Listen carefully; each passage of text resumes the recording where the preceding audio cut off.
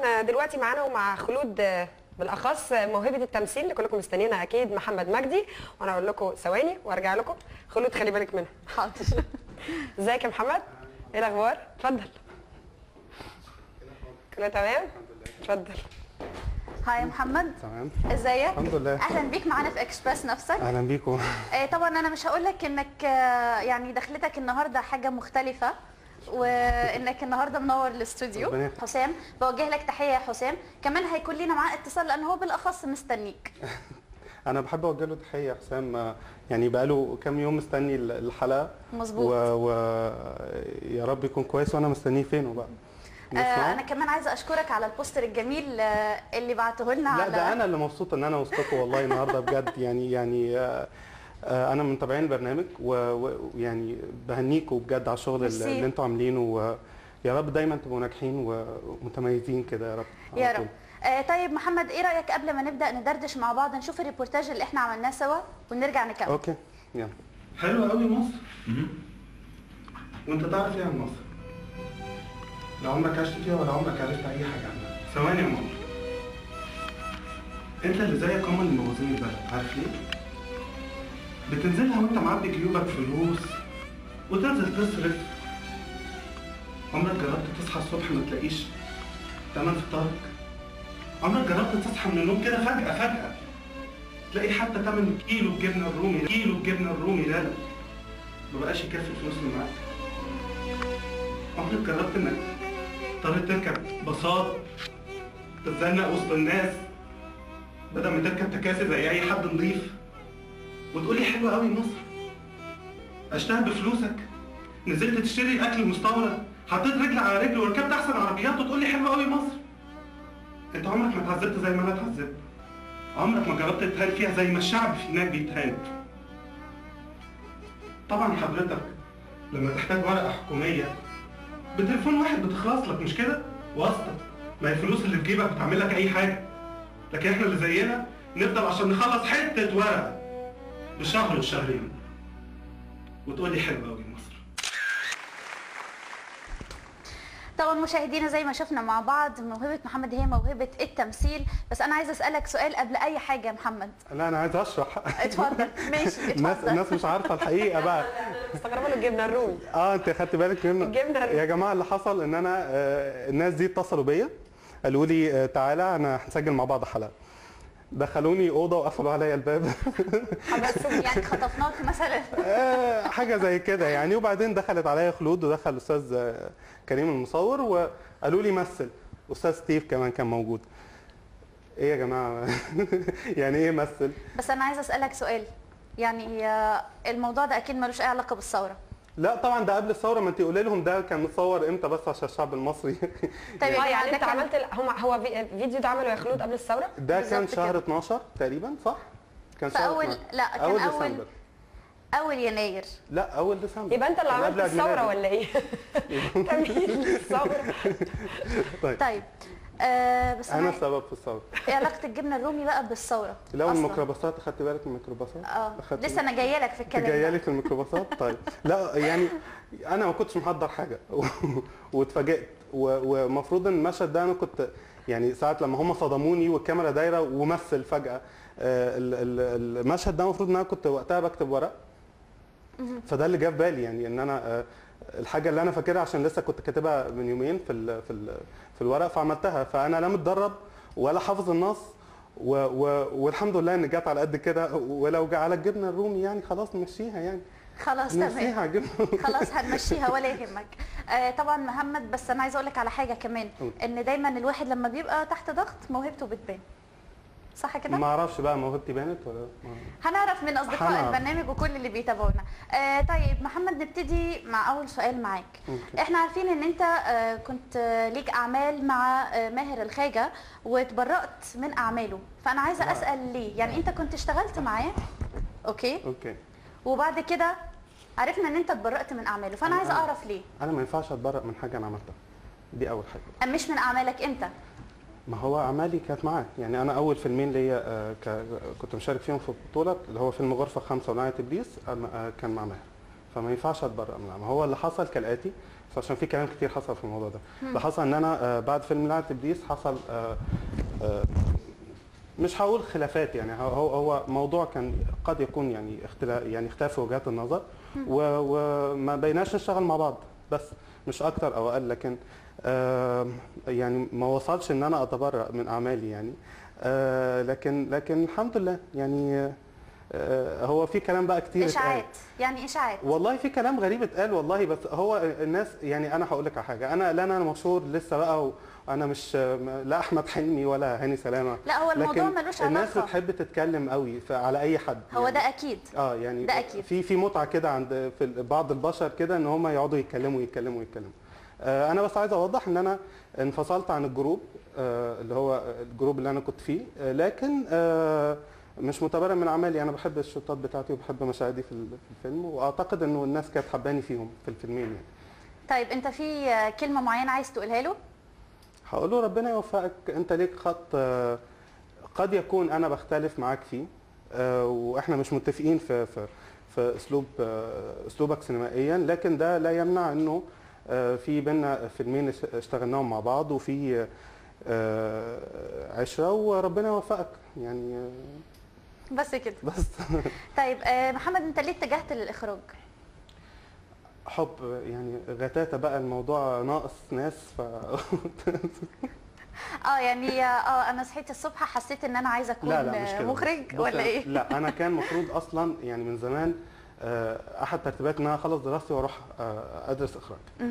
لظروف خاصه يعني ما قدرتش ادرس، بس الموضوع فضل دايما زي ما تقولي حلم بيكبر جوه الواحد كل فتره يعني. وما كانتش جايه فرصه، وجات لي فرصه التمثيل اول. دلوقتي السؤال اللي انا عمال اتساله، لو طلب منك تختار ما بين ده وده، هتختار ايه؟ باختصار شديد. عشان كنت لسه هسالك. انا بصراحه يعني حاسس ان ده محمد وده محمد، يعني مش قادر افصلهم عن بعض، يعني كل واحد ليه كاركتر مختلف. ومش هقدر احكم انا او يعني اعرف نفسي في حته الاخراج لما الفيلم ينزل. طبعا الناس ما تعرفش ان انا اخرجت ده اول مره الموضوع يتذاع، فانا مستني راي الناس واشوف راي الناس المهمه يعني في الوسط. انا اكيد بستفيد من خبره كل واحد ومن وجهه نظره. بعديها بقى نقرر بقى نشتغل تاني، نقعد في البيت، خليها في التمثيل. طب انت مش شايف ان الاخراج اوقات كتير ان المخرج يبقى يعني انت هدفك الاساسي انك انت عايز كنت تبقى ممثل، صح؟ الاخراج شويه في الاول كبدايه، انت لسه برضو في الاول انك انت تبتدي اخراج. طبعا ده بيساعدك على التمثيل، بس يمكن انت شويه المفروض كنت تتفرغ في الاول. شايف ان ده ممكن ما يشتتكش دلوقتي بحيث انك انت تبقى ممثل وبس تبقى مخرج؟ هو في حاجه بتاخد من صدفة. حاجه. لا هي في حاجه بتاخد من حاجه هنا يعني. في افلام ما عملناهاش عشان موضوع الفيلم اللي انا بخرجه، هو فيلم قصير يعني، بس هو يعني طالما انا داخل حاجه فلازم اركز فيها. يعني انا لو جاي لي ورق كممثل مش هعمل اي حاجه ثانيه غير لما اخلصه، لانه التمثيل محتاج تركيز. انت لما بيجي لك دور لازم تبقي مركزه فيه كويس قوي ومذاكراه كويس قوي. ما ينفعش تبقي عندك دور هتمثليه وفي نفس الوقت تبقي داخله فيلم اخراج، يعني انه ده حاجه وده حاجه بالظبط. بيدخلوك في مودين مختلفين يعني. الاثنين حالتين مختلفين يعني. انت كممثله بتسمعي كلام الناس وبيطلب منك اوامر، كمخرجه انت اللي بتدي الاوامر. فدي شخصيتين مختلفتين خالص يعني. يعني هنقول ان ممكن مثلا محمد يقدم على خطوه زي دي، بس مش دلوقتي. يعني انا خلصت الفيلم. انا متفرغ كممثل يا جماعه، اي حد عايز يجيب لي ورق. ده الشغل على الهوا. محمد، احنا لسه اكيد مكملين معانا الدردشه، وانت اكيد لسه موجود معانا، ومعانا حد من معجبينك، حسام. السلام عليكم. عليكم السلام، ازيك يا حسام؟ ازيك يا خلود؟ انا الحمد لله تمام، انت اخبارك ايه؟ الحمد لله تمام. السلام عليكم. اخبار معانا موجود، ممكن تكلمه، اتفضل. السلام عليكم. الو. بس عايزين الصوت شويه بليز. الو حبيبي حسام، ازيك؟ استاذ محمد الفنان العظيم. يا حبيبي ربنا يخليك. اخبار سيادتك يا باشا؟ حبيبي انا زي الفل، انا مبسوط جدا. انا سعيد جدا جدا ان انا من خلال برنامج اكسبريس نفسك ان انا قدرت التقي حضرتك، واحييك بصراحه على افلامك على فنك وافلامك ربنا يخليك يا حسام، انت من الناس اللي بتعني لي جدا على الفيسبوك يعني. ربنا يخليك يا باشا، انا سعيد جدا يعني بجد. احنا في منتظرين ليك افلام تتعرض في مصر ان شاء الله. يا رب. اللي جاي بقى يا حسام ادعي فنك يا رب العالمين. ادعي لي. امين يا رب العالمين. انا عارف ان انت معاك حاجه تقولها، مفروض شعر. تمام، انا عندي شعر. برافو انا عليك. فتنت عليك يا حسام، انا فتنت عليك. معلش. عايزين نسمع شعرك الجديد بقى. انا معايا شعر اسمه شهيد عاشق قلب. طيب يلا نسمعه سوا. حابب ان انا اشارك معاكم المره الثالثه على برنامج اكسبريس نفسك. طيب اتفضل. ماشي. انا عاشق بس وافي، وصديق بعيش احلامي، بس يا دوب عشق الحياه لا تسوى بدون حبيبي يدوب ويحس بيه. يا احلى من حياتي بعمري كله افديك، اوعدك طول حياتي انا بس افكر فيك. يا حبيبي من فراقك يا حبيبي انا ملك ليك، يا حبيبي من بعادك ما اقدرش اعيش غير بيك. هسجنك في صندوق قلبي واوعدك اني حماك، بوعدك هصون كرامتي بس انت تكون امان. ايش يساوي حبي ليك وانت عايش بقلب شهيد لحبي فداء لوطن قلبي. طيب حسام، احنا طبعا عشان عندنا نشره اخبار ملتزمين ان احنا نطلعها دلوقتي، هنقول للمشاهدين استنونا، هنرجع باكسبريس نفسك وهنرجع مع حسام، وكمان محمد محضر لنا مفاجاه بعد نشره الاخبار، استنونا.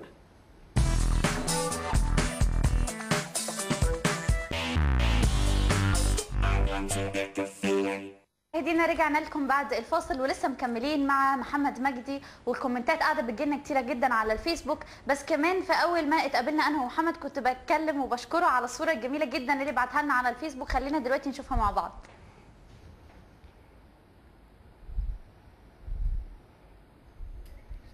طبعا يعني انا فكره الصوره يا محمد بصراحه هايله، عجبني الماسك اللي انت لابسه والكلاون والمناخير ازاي عملتها انت؟ خدت الماسك ده من الصوره من صور برضو لا ده انا جبته مخصوص والله عشان يتصور بيه ويطلع معانا في العربيه بتاعت اكسبريس نفسك.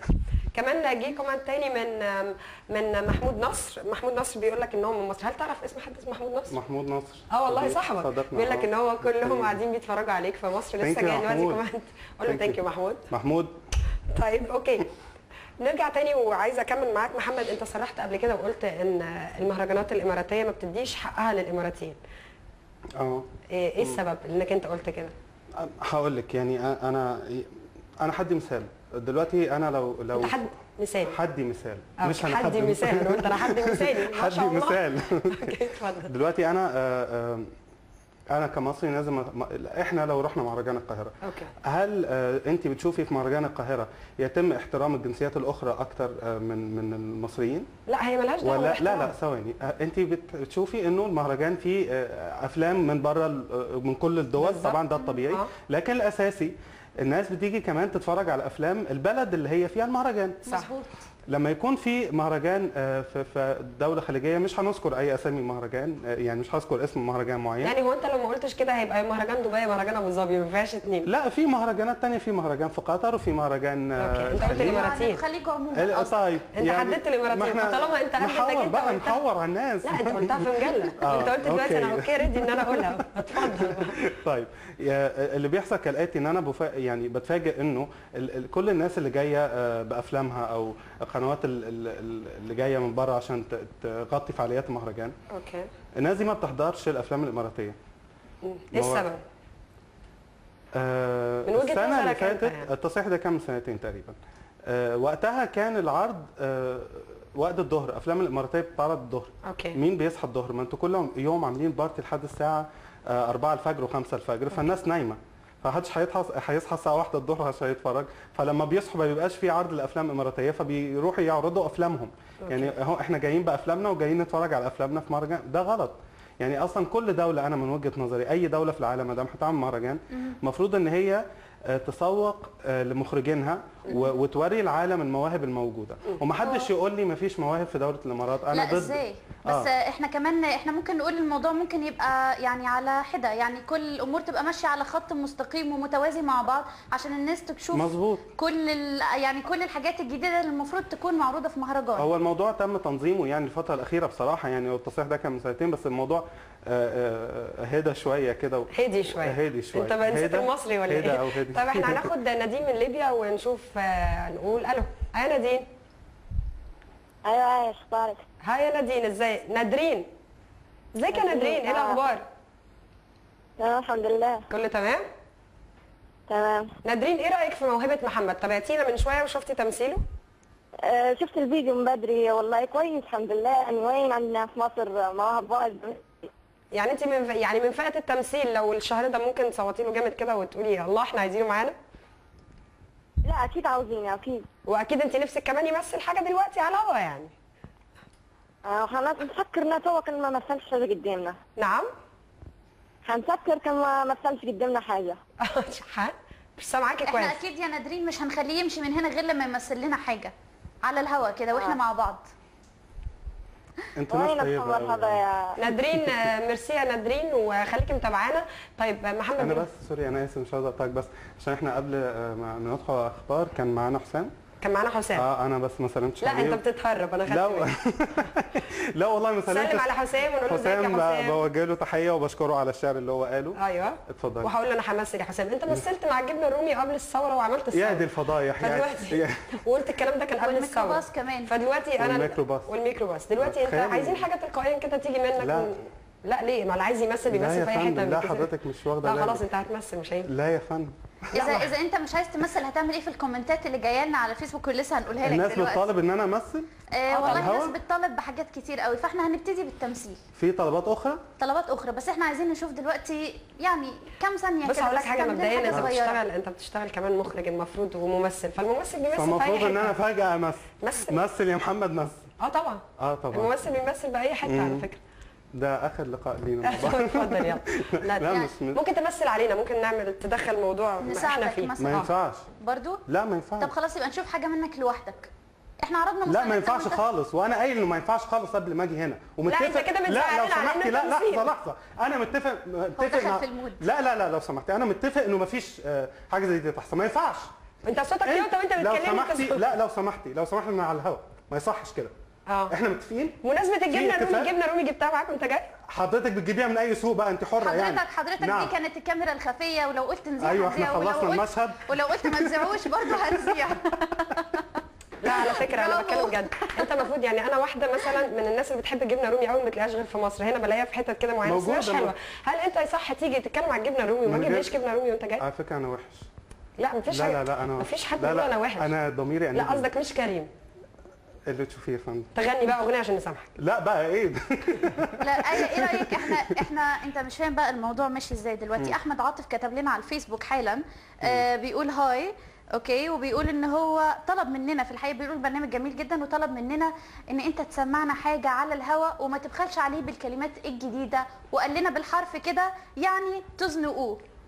احمد ده دفعين له كام بس عشان نعرف احمد عاطف يعني انت يا ريت لو سمعنا على فكره عايز اقول لك تتصل حاجه، بينا. لو احنا يا احمد يا حبيبي معلش، احمد يا بابا يا حبيبي، الناس دي ما تمشيش ورا الناس دي.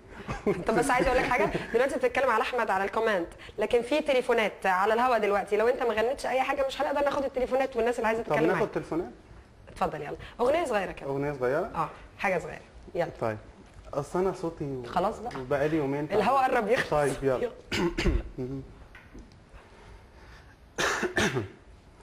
صدقني وحشتني من غير ما يقول قلبي، انا عيني قالتها لي، هو انت اشتقت لي ولا انا كتير عليا، عايش وانا روحي فيك ما بقتش عارف اي حاجة، وكل حاجة جوايا بتناديك، بتقول هتموت عليك، جوايا بتناديك، بتقول هتموت عليك، ما بقتش عارف حتى انا ليك ولا مش ليك، صدقني وحشتني.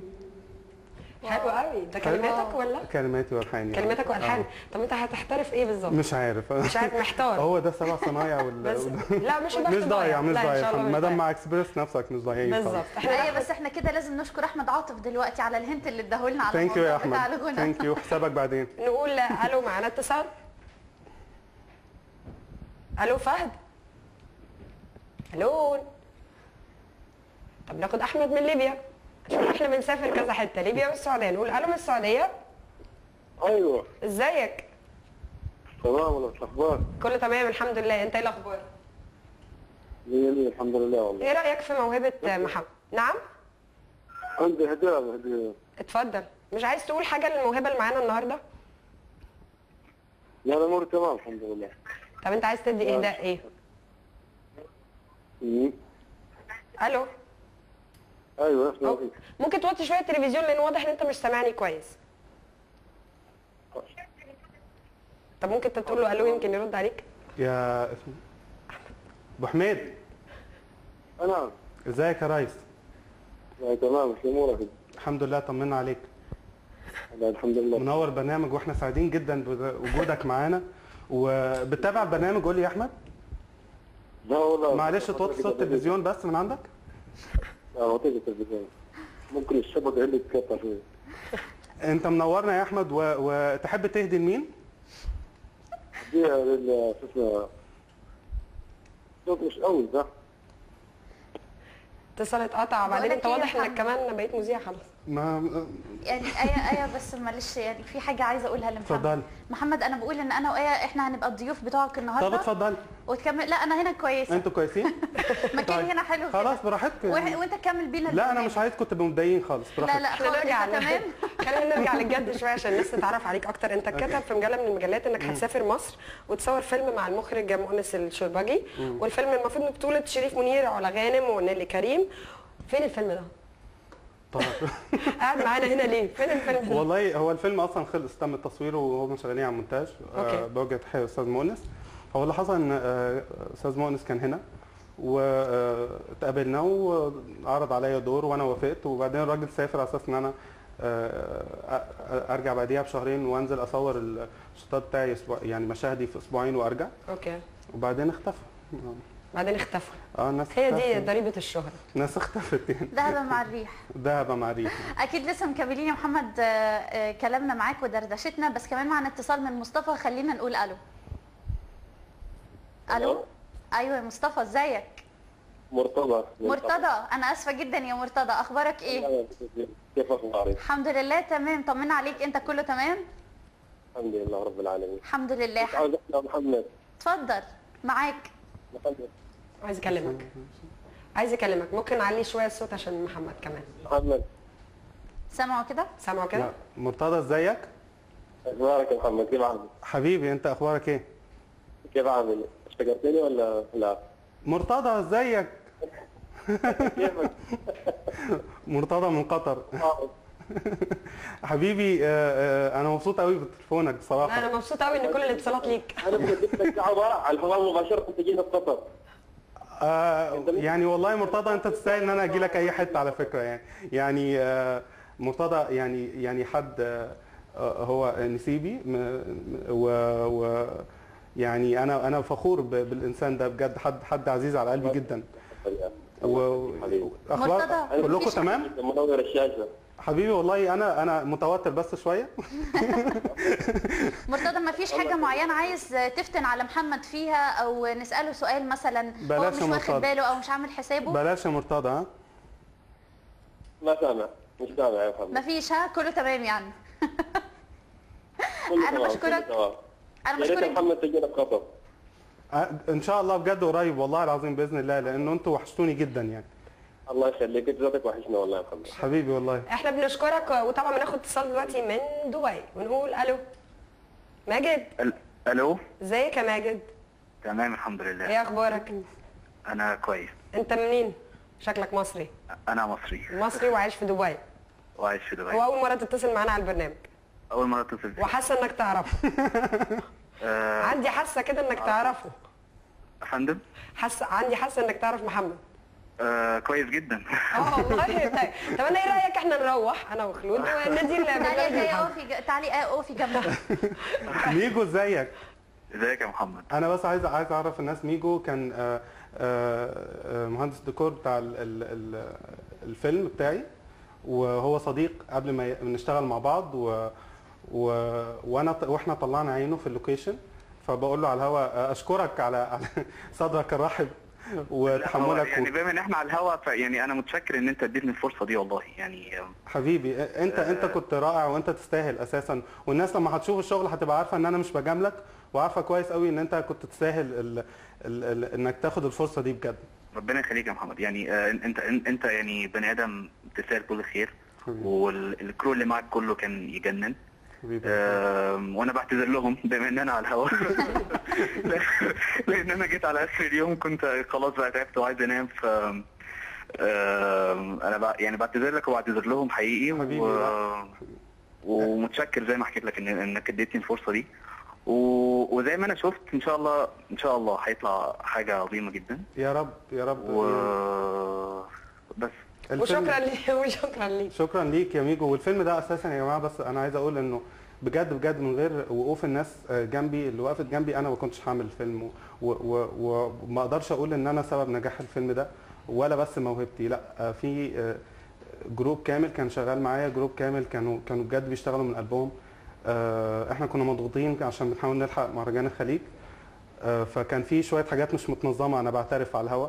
مع ذلك هم اتحملوا كل ده واشتغلنا بجد، ويا رب يا رب يا رب يعني انتوا لاول مره، يعني الناس بجد انا ما اتكلمتش على الفيلم حتى خالص على الانترنت على الفيسبوك ولا اي حد، فيا رب الاعلان هيبقى عندكم والمشاهد هتبقى الاولى حصريه عندكم. بعد اكسبرس نفسك لازم يبقى احنا لينا اكسكلوزيف. ربنا يوفقك. طبعا يا محمد دي كانت روح جميله جدا جدا بينك وبين التيم بتاعك، خصوصا بعد اتصال ماجد اللي انا اكيد بشكره، وبشكر حضورك النهارده معانا. انا كمان بشكرك. الوقت كله مش مكفينا ان احنا نكمل كلام معاك، بس دلوقتي مشاهدينا لسه مكملين معاكم حلقتنا. فاصل وهنرجع نكمل.